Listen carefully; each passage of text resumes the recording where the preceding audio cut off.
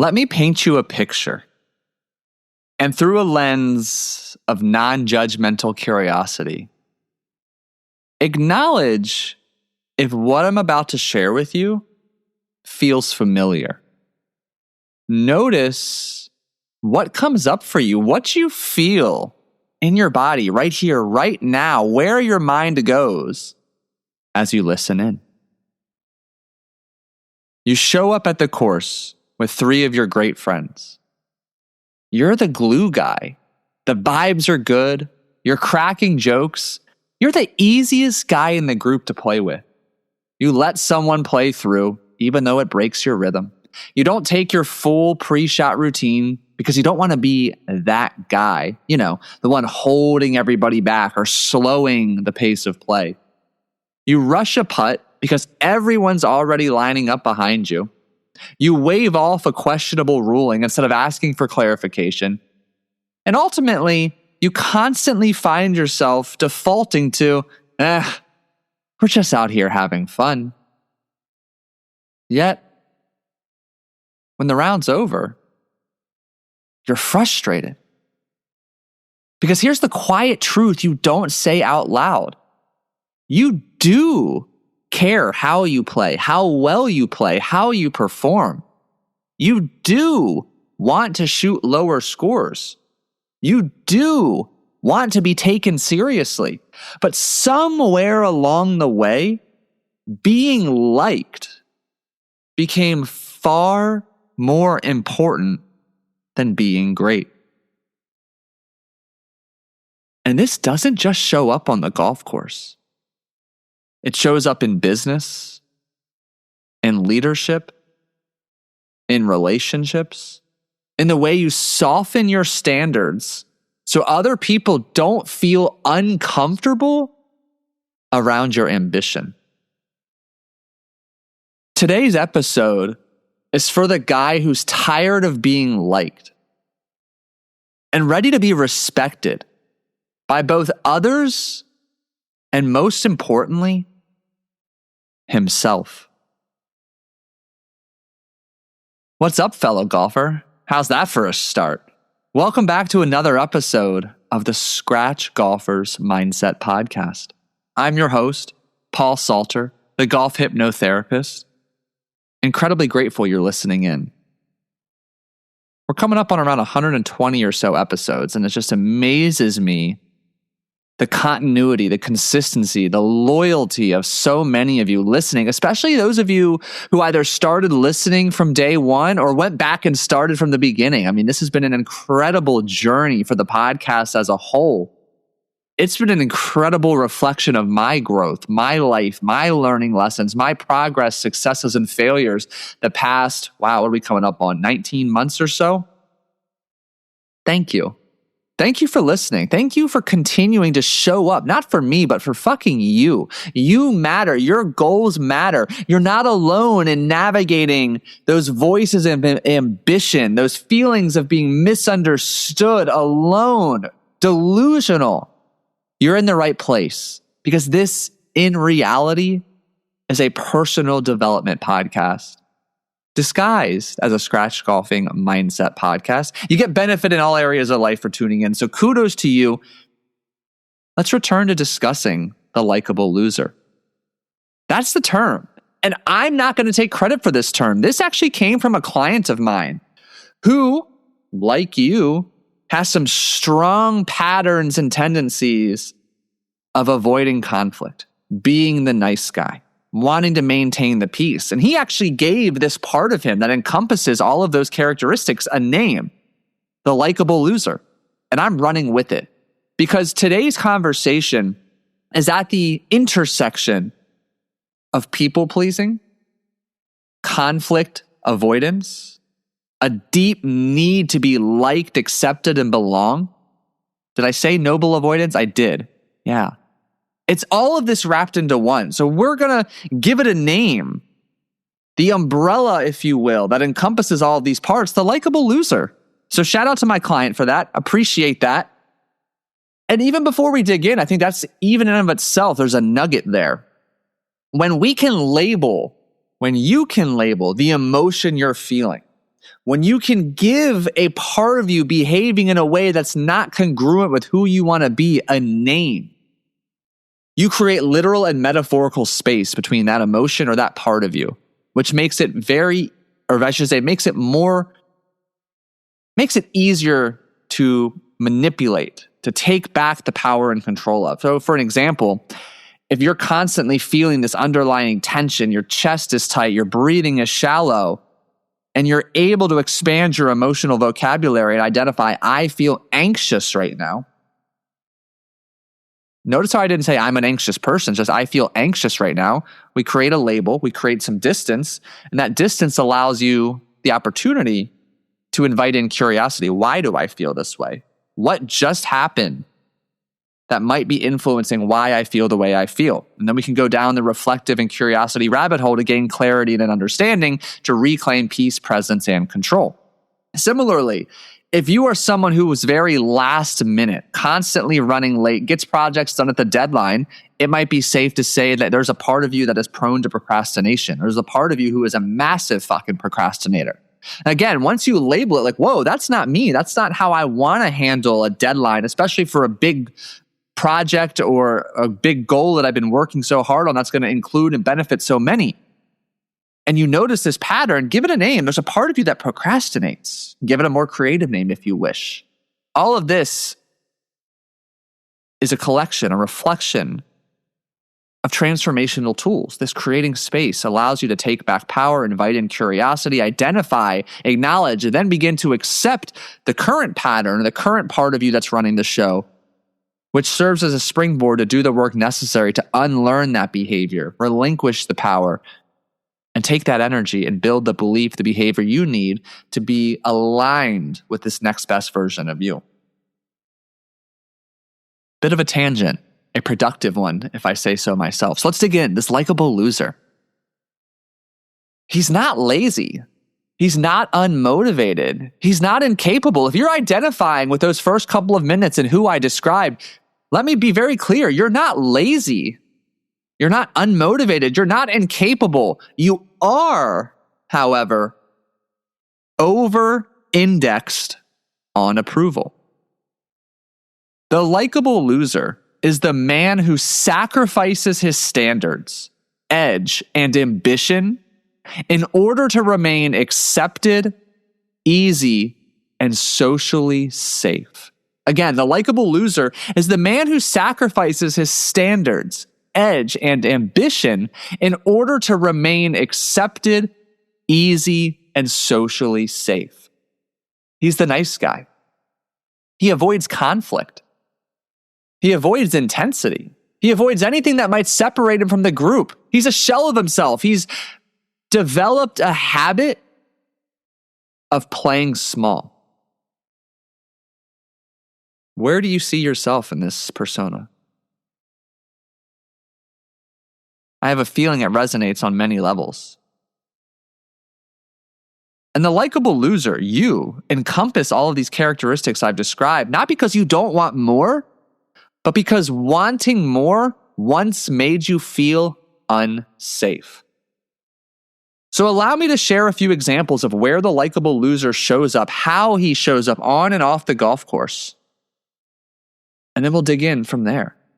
So on the golf course, again, sometimes it's subtle, it's sneaky. It's this unconscious pursuit of socially rewarded behaviors. Couple common examples. Rushing shots to keep pace instead of honoring your process. I've been guilty of this. I've told you before, I was a chronic nice guy, chronic people pleaser for a very long time. If you haven't read it, I can't recommend enough the book called Not Nice by Dr. Aziz, I believe it's Gazipura. Blue cover, yellow font, Not Nice. Can't recommend that book enough. There's a major difference between being nice and being kind.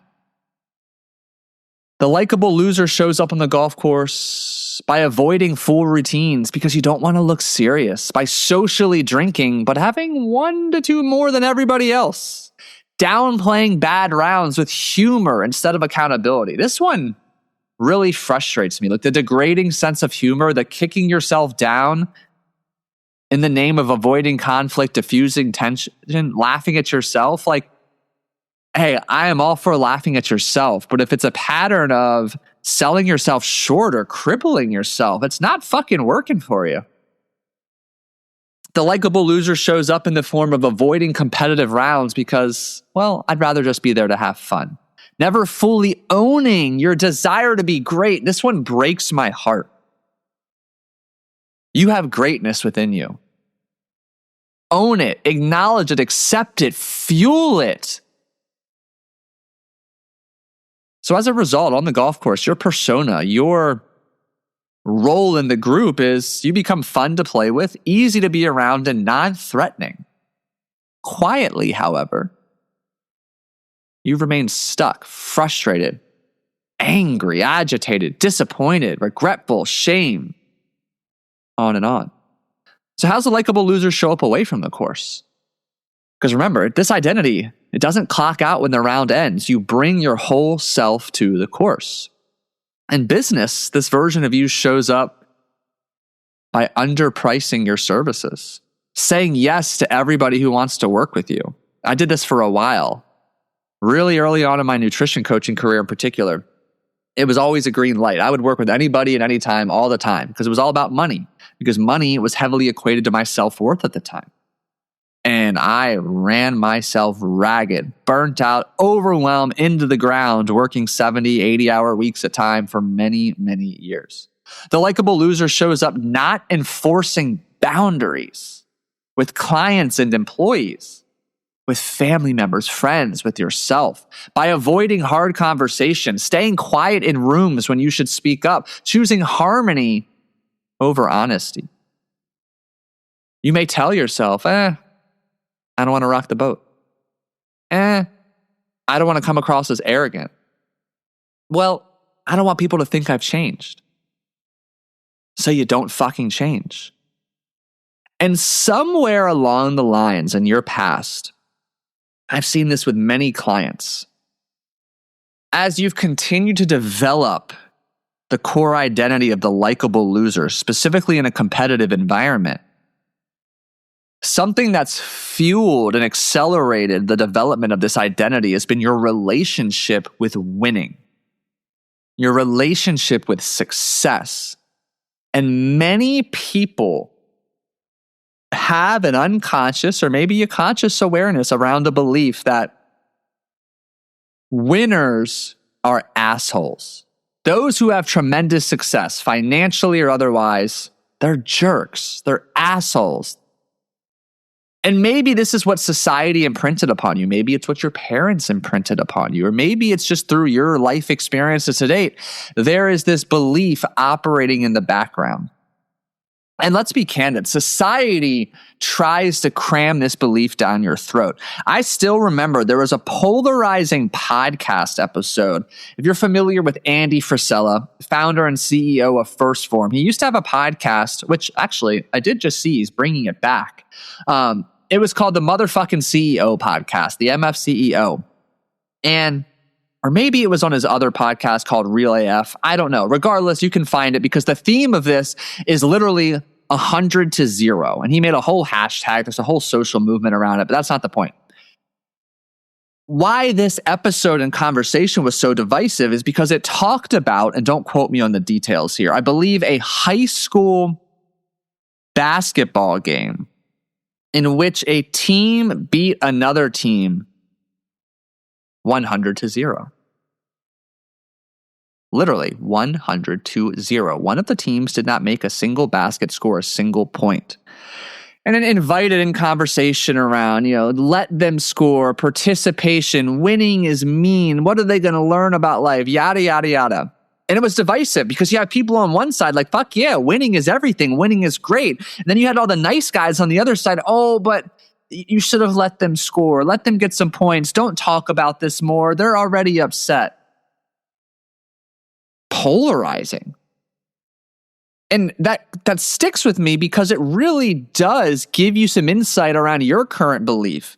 If your kid's team or your team lost 100 to 0 and you were on the team that scored 0 or your kid was, You as a father, mother, a parent are probably going to feel a complex mix of frustration, disappointment, sadness, anger, agitation. Yet when you let those emotions fade, what's left? What are the beliefs around winning? What are the beliefs around dominance? Utter fucking dominance. You see, the reason that this likable loser continues to perpetuate, continues to persist is because of the incongruency. On one hand, you want to win. I want to score low. I want to be the best in my foursome. On the other hand, there's a belief that says winners are assholes. Winners are jerks. There's an incongruency there. You're never going to have any major breakthrough until you learn to let go of or unlearn that current belief around winning, around success. And I remember one of my clients, fucking great golfer. He was like I believe he was a 7 or he hovered between a 7 and a 9 handicap when we first met. And this dude, very successful career in the financial space, very prominent figure in his church and his community, phenomenal father, husband. And he was just stuck in that 7 to 9. That 7 to 9 handicap is better than most people. It looks good. And he was beginning to unconsciously settle for good enough through some of our work together. We identified that. And ultimately, one day, just the pattern of his communication, I called him out on that. Like, what's your feeling about scratch golfers? Like, how do you feel when you play with them? The guy who wins the tournament, your club championship, how do you feel about them? Oh, well, he's an idiot. Oh, that guy's an asshole. And there was just this pattern. Like, everybody who was better than him, who was a winner, who had the success that he said he wanted, his default belief, his default reaction, oh, asshole, idiot. No, fuck him, jerk. Do you see the incongruency there? And we worked really hard to let go of that, to create safety in being the winner, in going low and standing out, and understanding you can win and be kind and respectful. Scotty Scheffler is a bona fide fucking killer. He comes across as fairly fucking kind and respectful. The man's won a shit ton of golf tournaments the last couple of years.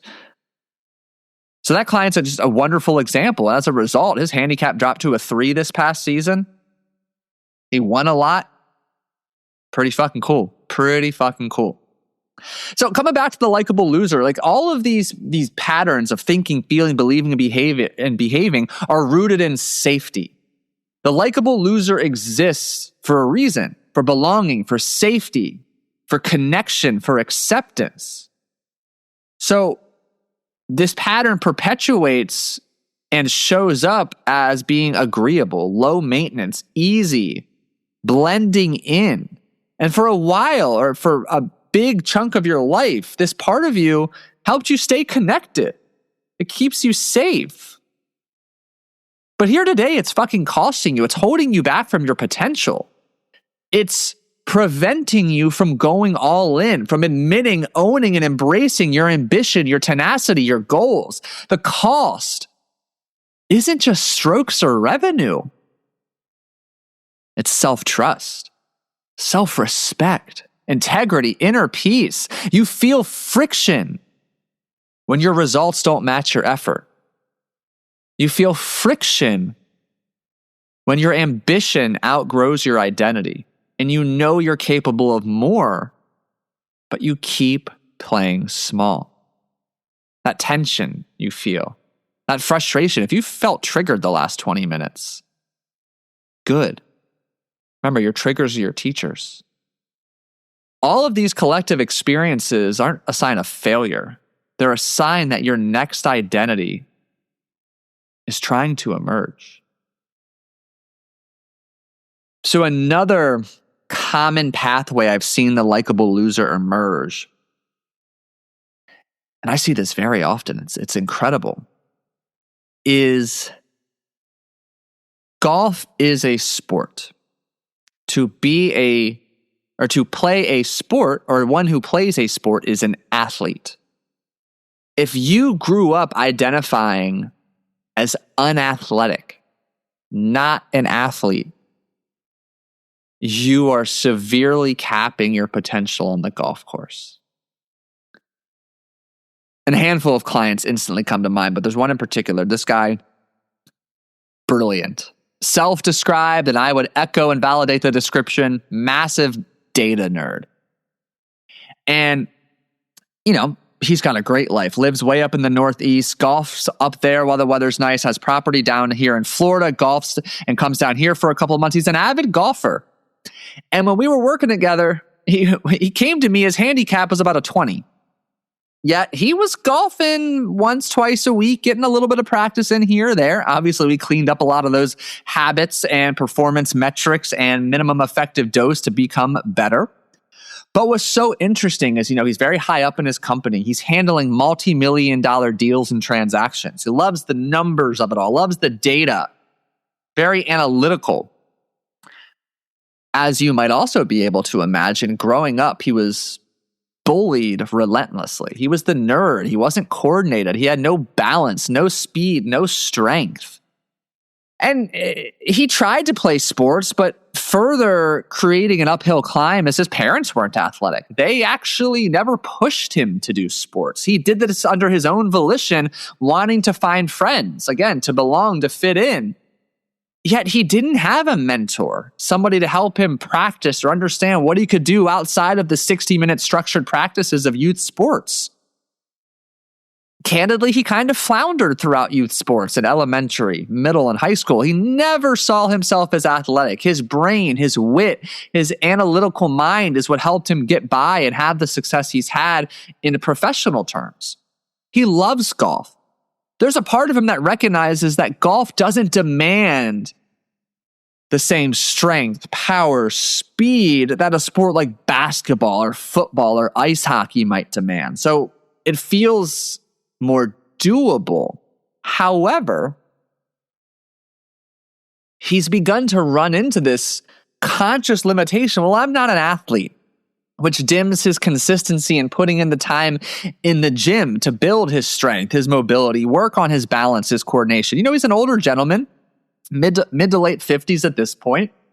He needs to be in the gym just for health and longevity purposes, but additionally to support his golf game. But there's this belief that I'm not an athlete that continues to ripple in the background. And instead, he gradually shifted into he's just the guy to have fun. He brings people together on the golf course. They meet, they hang out. He continues to shoot low to mid 90s, occasionally breaks into the 80s. And we had to revisit some really tough, traumatic memories in his childhood to diffuse those emotions, to reshape and upgrade those beliefs. And I'm happy to report back, dude is constantly shooting low to mid 80s now. Last time I heard from him, his handicap had dropped to a 13. We're no longer working together anymore after a wonderful 6 months because the dude got it. The biggest upgrade and what he thanked me most for was the significant rise in confidence. Confidence in this case to go low, to stand out, to focus on his processes and routines, letting go of this likable loser. And I could go on and on with countless stories. Instead, I want to bring this back to you. It's safe to admit you want to be great. It's safe to commit yourself to the pursuit of excellence on and off the course. The pursuit of excellence, the pursuit of next level success, inevitably it will ruffle feathers based on your current situation, current dynamic in relationships. If you continue to put everybody else's feelings above your own, you will remain stuck in this pattern of people-pleasing, conflict avoidance, dimming your light, not putting in the work necessary, not putting in the work you know you need to be doing to reach your goals. So I encourage you to really reflect on the following. Where are you choosing to be liked instead of being honest with yourself? Where are you shrinking your standards to keep other people comfortable? And what would change on the scorecard, in your bank account, in your confidence, if you stopped apologizing for wanting more. All of your beliefs right now about success, winning, what it means to stand out,